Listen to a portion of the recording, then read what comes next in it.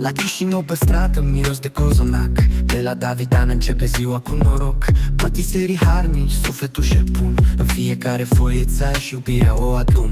Hai la Davidan, gustul moldovenesc.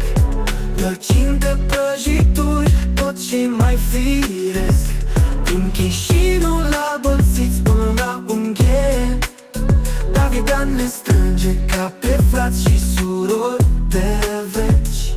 Bucătari și casiere, toți muncesc frumos. Cu zâmbetul pe față, drumul e mai linivoios. O familie mare, oameni buni și simpli, din cuptor la inimă, pun pe masă timpul. Hai la Davidan, gustul moldovenesc. Plăcini de prăjituri, tot ce mai firesc.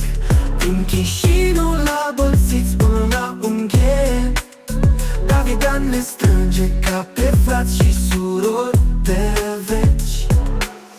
Bucătari și casieri, toți muncesc frumos. Cu zâmbetul pe față, drumul e mai linivoios.